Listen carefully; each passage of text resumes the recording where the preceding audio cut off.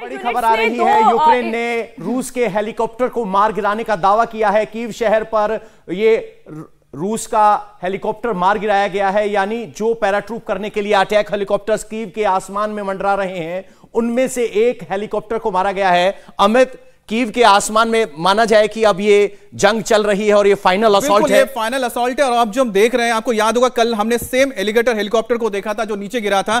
अब हमें देखना है कि ये कल वाला है या नहीं, लेकिन यहां पर अभी तक तो देख के जो लग रहा है ये शायद एलिगेटर कल वाला हेलीकॉप्टर अबेंडेंड था, लेकिन यहां पे आप सैनिक देख पा रहे हैं तो ये अबेंडेंड हेलीकॉप्टर नहीं है।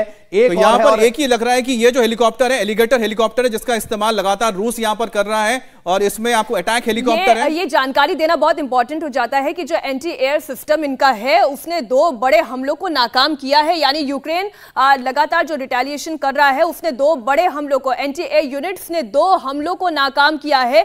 भले अब रूस की सेना चेर्नोबिल पे कब्जा कर ले, कीव के अंदर दखल दे दे, लेकिन यूक्रेन अपने पुल को उड़ाता है। लगातार वो कोशिश कर रहा है कि रूस को वो काउंटर बैलेंस करे। लेकिन 2 तस्वीरों में सबसे महत्वपूर्ण तस्वीर यहां पर जो नजर आती है वो है कि किस तरह से इसी काउंटर बैलेंस को इंगित करती है तस्वीरें। बिल्कुल, एक तो है कि आप उनके जो एयर सुपीरियरिटी है उसको आप टारगेट कर रहे हो यूक्रेन की ओर से, और दूसरी बड़ी बात है कि आपने होस्टेबल जो हम कह रहे हैं कि जो होस्टेबल जो यहां का एयरपोर्ट है, मेन इलाका है, 10 किलोमीटर दूर है सिर्फ कीव से। वहां पर अगर रशियन डोमिनेंस हो गया उसका मतलब आप समझिए कि you are at the doorstep of Kyiv.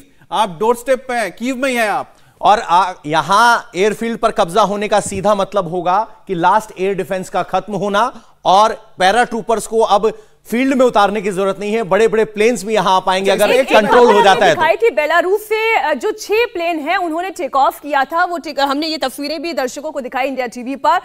उसका अर्थ भी यही निकाला जा रहा था कि अब आप ग्राउंड ट्रूप्स के अलावा अपने पैराट्रूपर्स भी भेजने की कोशिश कर रहे हैं जो सीधा कीव में दाखिल हो। अच्छा, दूसरी बात है कि यहां पर जो हम होस्टेबल का बता रहे हैं कि जो यहां पर एयरपोर्ट है जहां पर ये कब्जा हो चुका है, एक बार फिर से रशियन फोर्सेस एक और बड़ी खबर यूक्रेन ने रूस के सैनिकों को पकड़ा है। यूक्रेन ने पकड़े हुए कुछ और रूसी सैनिकों की तस्वीरें जारी की हैं। यूक्रेन के कब्जे में कई रूसी सैनिक यूक्रेन की ओर से जारी की गई ये तस्वीरें भी अब हम आपके सामने रख रहे हैं। 4 देखिए, हमने पहले आपको दिखाई थी, 2 तस्वीरें और आपको दिखाई थी जहां रूसी सैनिक पकड़े गए थे। अब एक और तस्वीर जहां यूक्रेन के कब्जे में रूसी सैनिकों को आप देख पा रहे हैं, हाथ बंधे हुए हैं, जमीन पर बैठे हुए हैं, सिर झुकाए हुए हैं। मनीष, इन तस्वीरों का क्या मतलब निकाला जाए? इस तरह की तस्वीरों से किस तरह का फर्क पड़ता है? क्योंकि एक्शन में शायद इतना फर्क ना पड़े, क्या मकसद है? ये देखिए, साइकोलॉजिकल वॉरफेयर है। उनको पता है कि पूरा देश, पूरा विश्व इस समय देख रहा है उनको, और इसीलिए ये रशियंस की तस्वीर दिखाई है। लोकलाइज लेवल पे ये हुआ है और लोकलाइज लेवल पे उन्होंने इनको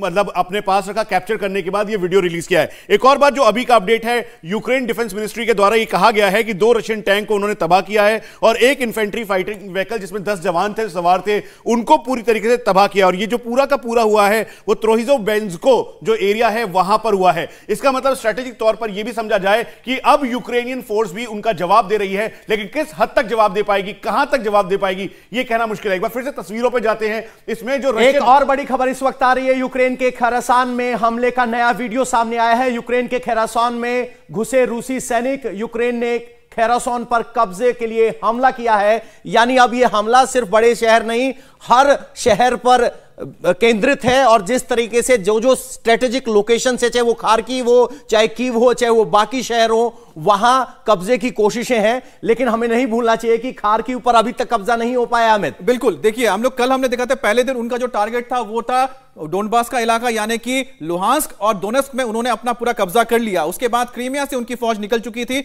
और बेलारूस से उनकी फौज निकल चुकी थी। और आज आप धीरे धीरे देखिए कि उन शहरों तक पहुंच चुके हैं जहां पर लड़ाइयां अभी चल रही है। इंडिया टीवी हर वक्त हर जगह डाउनलोड करने के लिए सर्च करें India TV news Google play store या ऐप स्टोर पर।